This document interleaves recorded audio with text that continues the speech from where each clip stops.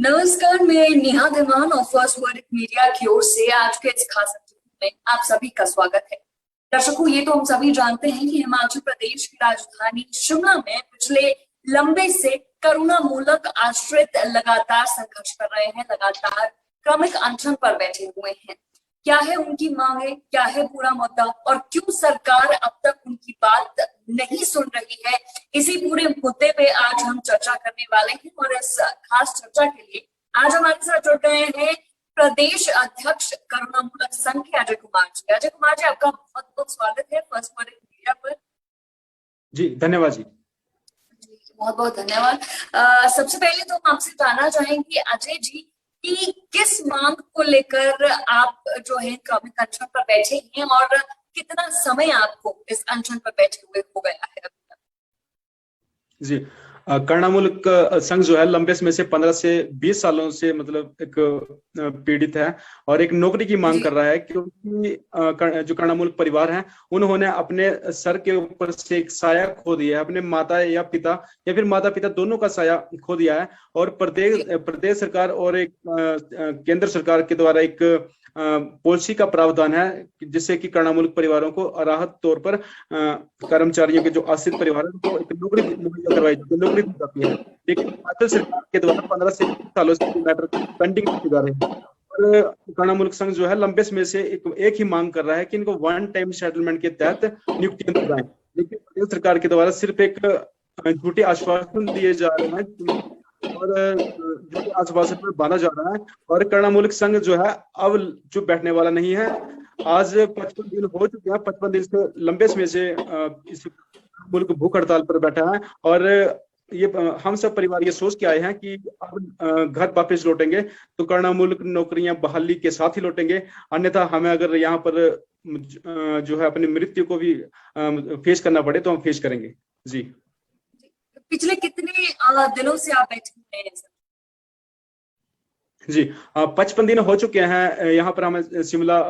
कालीवाड़ी के साथ में ही SBI नियर बाई बरसाशालिका में बैठे हुए और हर एक तीसरे दिन जो है यहाँ पर बारिश का माहौल शिमला में, तो ठंड और ऊपर से बारिश। हर तीसरे दिन यहाँ पे जो हमारा रेंज बरसाशालिका है वहां पे पानी आ जा रहा है, लेकिन प्रशासन व सरकार के द्वारा ना हमारी सूझबूझ ली जा रही है, ना ही सिर्फ हमें अनदेखा किया जा रहा है। और अगर यही रवैया रहा तो आने वाले समय में करुणा मूलक परिवार जो है उपचुनावों में वोट के माध्यम से जवाब दे सकते हैं प्रदेश सरकार को, क्योंकि हर तीसरे दिन पानी आ जाने के कारण जो भी हमारे वहां पर टेंट लगा है, रजाइयां हैं या फिर जो भी हमारा बैठने का उठने का या सोने का जो भी सामान रखा हुआ है, हर तीसरे दिन जो है बारिश की वजह से गीला हो जा रहा है, जिससे हमें बहुत परेशानियों का सामना करना पड़ रहा है। जी, एक तो आप पहले से ही क्रमिक अनशन पर बैठे हैं, ऊपर से बरसाशालिका में जो है आप ये अनशन की प्रक्रिया कर रहे हैं, उसके ऊपर क्योंकि शिमला का मौसम तो अक्सर खराब जो है रहता है, मानसून का सीजन है और ऐसे में बारिश जो है और ठंड शिमला की कड़ाकेदार, उसमें आप लोग ये अनशन कर रहे हैं। लेकिन प्रशासन और सरकार जो है अब तक आपकी सुध नहीं ले रही है। क्या अभी तक कोई एक भी नेता आपसे मिलने नहीं आया? जी, अभी प्रदेश जो वर्तमान सरकार है वहां से अभी तक ना कोई नेता, ना कोई विधायक, मंत्री, किसी के द्वारा भी हमारी सूझबूझ नहीं ली गई है। हालांकि जो प्रशासन के द्वारा भी हमारी सूझबूझ नहीं ली गई है। हमने जो बरसाशालिका में पानी आ जाने के कारण हमने एक DC ऑफिस में एक अप्लाई किया था ताकि हमारा ये जो हमारा रहने का मतलब या फिर जो हमारे पंडाल जो है वो शिफ्ट किया जाए, CTU चौक जो है DC ऑफिस के सामने बिल्कुल ऊपर जैसे बाहर। लेकिन प्रशासन के द्वारा जो हमारा परमिशन लेटर था वो नकार दिया गया और हमें वहां की परमिशन नहीं दी गई, इसलिए हम डटे हुए हैं। अब हम मतलब इन करुणा मूलक परिवारों ने सिर्फ एक ही उद्देश्य, एक ही लक्ष्य रखा है, अब हम घर जाएंगे तो करुणा मूलक नौकरी बहाल करके ही जाएंगे, वरना तब तक हम अनिश्चितकालीन हमारा ये धरना है। जब तक करुणा मूलक नौकरी बहाल नहीं होती तब तक हम शिमला में डटे रहेंगे। जी, तो सरकार की तरफ से तो अब तक कोई आपकी सुध लेने नहीं आया? क्या विपक्ष ने आपका मुद्दा उठाया है? विपक्ष के नेता क्या अभी तक कोई आप तक पहुंचे हैं? विपक्ष की तरफ से, कांग्रेस की तरफ से महिला मोर्चा के जो प्रेसिडेंट है जानू चंदेल जी, वो आए थे हमसे मिलने, सूझबूझ लेने। या फिर जो हाल ही में एक पार्टी का गठन हुआ है, हमारी पार्टी, हिमाचल पार्टी, उसके जो निर्माण करता है डॉक्टर राजेश सुशांत जी, उन्होंने हमारी सूझबूझ ली। और साथ में ही आम आदमी पार्टी के प्रवक्ता भी आए थे, उन्होंने भी हमारी सूझबूझ ली। लेकिन इस टाइम जो वर्तमान सरकार है, क्योंकि हमने जब 2017 में एक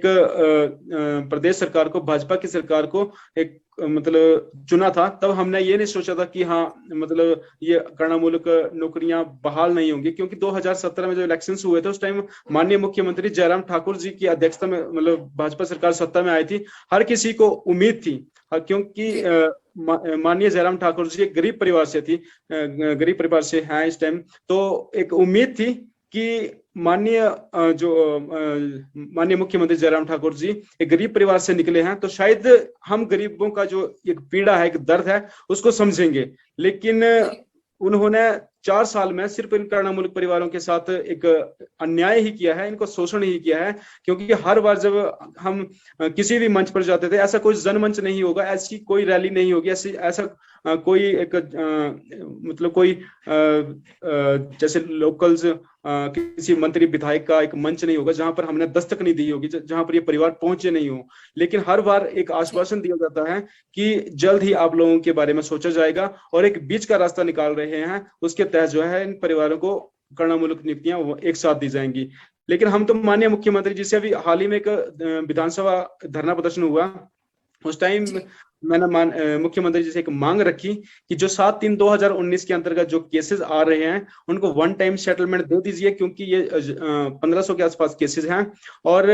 जो इससे बाहर जा रहे हैं ड्यू टू इनकम क्राइटेरिया के कारण 62,500 जो प्रति व्यक्ति सालाना आय रखी है, उसके कारण बहुत से 70% केसेस जो बाहर जा रहे हैं, उसके लिए कमेटी बिठाई जाए, वह कमेटी का जो कार्यकाल जो है वो 3 मंथ निश्चित किया जाए, वो 3 मंथ के अंदर अंदर इन परिवारों को भी राहत दी जाए। जी, आपसे ये भी जानना चाहेंगे कि कुल कितने करुणामूलक आश्रित जो है हिमाचल प्रदेश में है, और आपके अनशन और आपके संगठन के साथ कितने लोग जुड़े हुए? इस समय जो करणामूलक परिवार जो इंतजार कर रहे हैं नौकरियों का, वो इस टाइम 4500 परिवार हैं।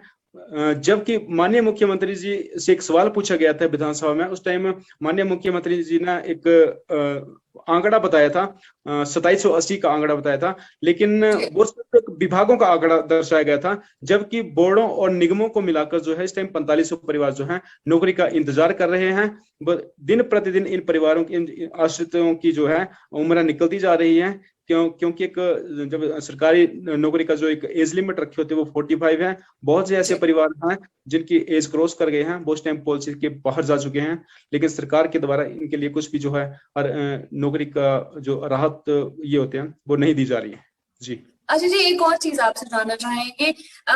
हिमाचल की जो आम जनता है, बहुत से ऐसे लोग हैं जिन्हें मालूम ही नहीं है कि करुणामूलक आश्रित जो है वो क्या कौन है, और ये करुणामूलक आश्रितों के लिए जो पॉलिसी सरकार द्वारा बनाई गई है वो आखिर है क्या, और इसमें क्या प्रावधान है। तो हम चाहेंगे कि आप भी एक बार हमारे दर्शकों को क्लियर कर दे कि आखिर ये करुणामूलक आश्रित है कौन, और क्या पॉलिसी बनाई गई है, और क्यों सरकार अब तक ये नौकरियां नहीं दे पा रही। जी,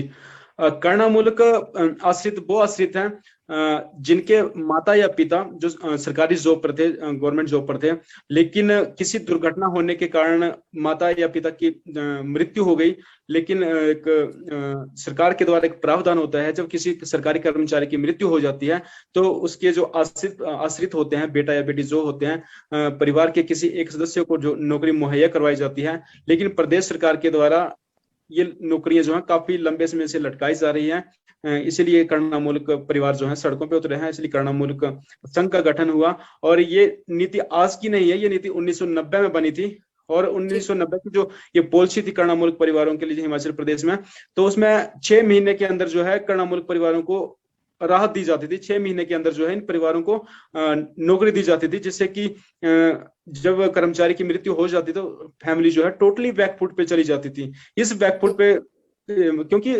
जो सरकारी कर्मचारी ने अपनी पूरी उम्र जो है एक सरकार के लिए लगा दी,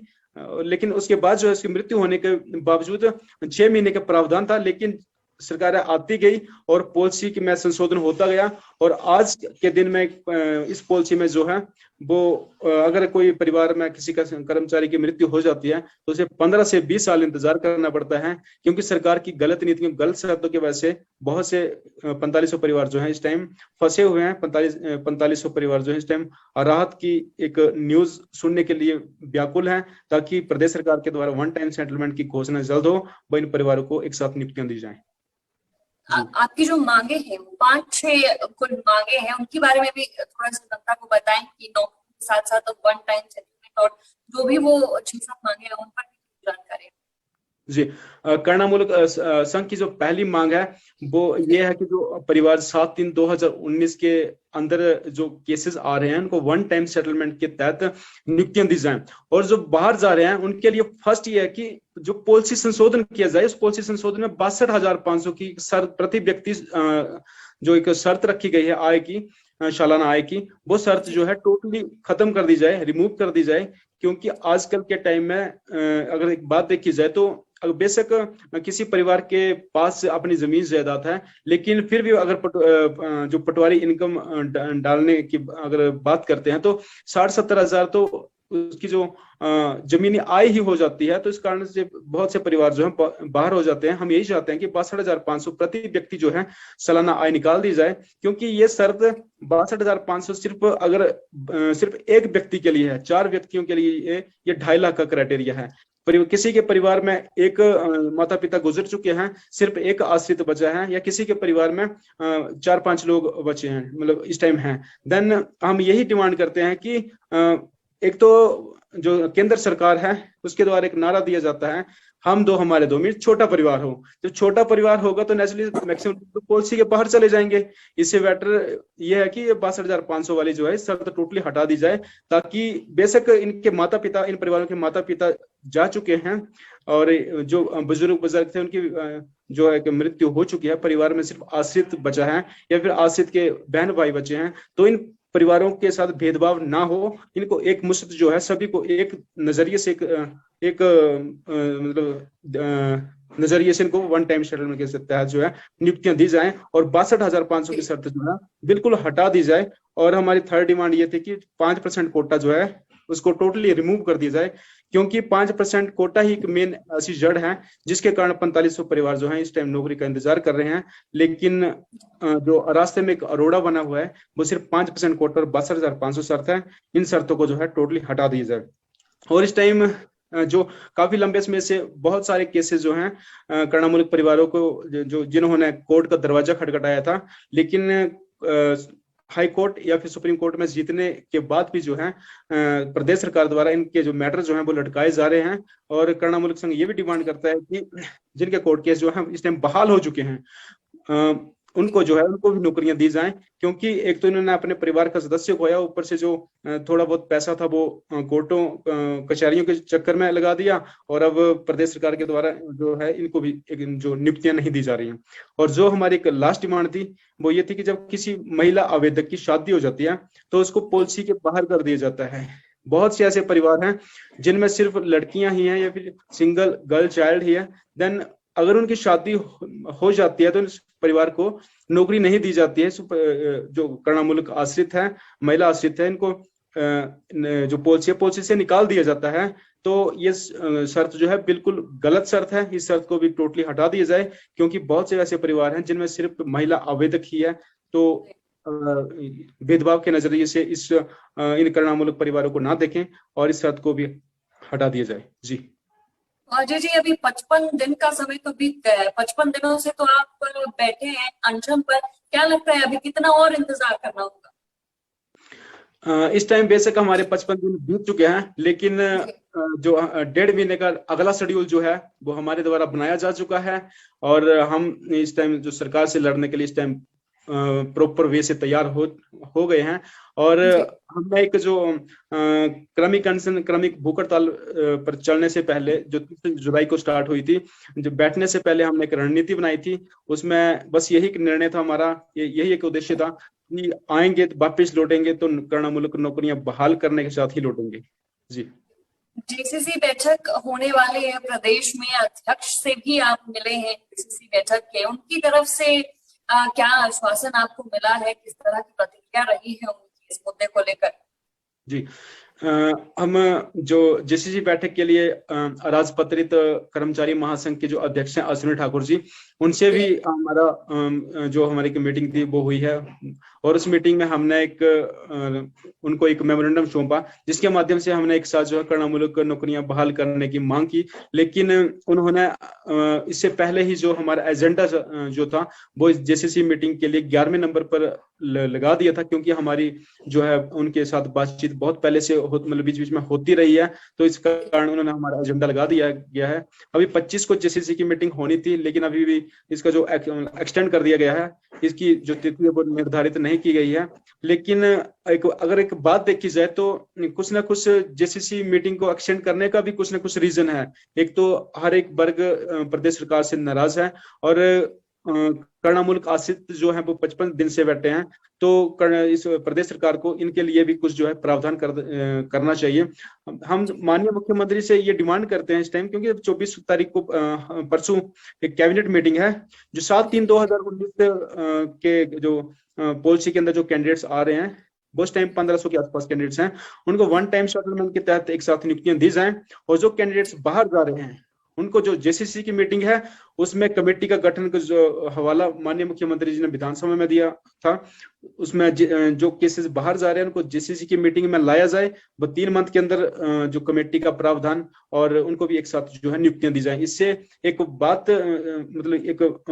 जो मेन बात है ये होगी कि 4500 परिवारों को एक साथ नियुक्ति देने का सरकार के ऊपर बोझ नहीं पड़ेगा, क्योंकि 1500 जो है इस टाइम रेडी फॉर अपॉइंटमेंट है, इस टाइम नियुक्तियों के लिए एक इंतजार कर रहा है, सिर्फ एक मुख्यमंत्री के आदेश का मतलब ये लोग इंतजार कर रहे हैं। तो हम ये चाहते हैं कि जो इस time ready for appointment cases हैं उनको वन टाइम कर दें। 24 तारीख जो परसों ही कैबिनेट होने जा रही है, जो केस बचते हैं उनको पॉलिसी संशोधन के लिए जेसीसी मीटिंग में लाया जाए, वह इन परिवारों को भी एक साथ जो है 3 मंथ के अंदर नियुक्तियां दी जाए। जी, अगर नियुक्तियां नहीं मिलती है या अभी भी मांग पूरी नहीं होती है तो क्या फिर एजेंडा रहेगा, किस तरह से लड़ेंगे फिर सरकार से? मान लीजिए सरकार आई, मान लीजिए सरकार माने ही ना, तो फिर क्या करने वाला है कर्णामूलक? जी, अगर अभी 24 तारीख को जो कैबिनेट है, अगर उसमें हमारा एजेंडा नहीं लगता है, उसमें कुछ ना कुछ राहत कर्णामूलक परिवारों को नहीं मिलती है, तो आने वाले टाइम में हम जो है हर एक जिले से एक स्ट्राइक के माध्यम से जवाब दे सकते हैं, आक्रोश रैलियों के माध्यम से जवाब दे सकते हैं। अभी तो सिर्फ हम इंतजार कर रहे हैं, तो सिर्फ हम 24 तारीख की जो कैबिनेट है उसका इंतजार कर रहे हैं। और हाल ही में पीछे एक मंडी से स्ट्राइक हो चुकी है, अर्की से स्ट्राइक हो चुकी है, फतेहपुर से स्ट्राइक हो चुकी है, जिला ऊना से स्ट्राइक हो चुकी है, और हम नेक्स्ट हमारा मिशन जो है वो इस टाइम जिला कांगड़ा और जिला हमीरपुर के लिए इस टाइम हम रेडी हैं। और अगर 24 तारीख में अगर कुछ भी डिसीजन नहीं होता है तो जल्द ही प्रदेश सरकार को इन दोनों जिलों से जो है एक स्ट्राइक के रूप में, एक आक्रोश रैली के रूप में कर्णामूलकों का जो गुस्सा झेलने को मिल सकता है। जी, चलिए, उम्मीद है कि जल्द से जल्द आपकी जो मांगे हैं उन्हें पूरा किया जाएगा, आपकी सुनी जाएगी, क्योंकि वैसे भी हिमाचल प्रदेश सरकार या जयराम सरकार जो है वो कर्मचारी हितैषी बताती है, तो क्योंकि कर्मचारी हितैषी है हिमाचल प्रदेश सरकार, तो उम्मीद है कि जल्द ही आपकी जो सभी मांगे हैं वो पूरी हो जाएगी। बहुत बहुत धन्यवाद आपका अजय कुमार जी कि आपने अपना कीमती समय हमें दिया और आप आए फर्स्ट पर। Thank you so much. जी, धन्यवाद।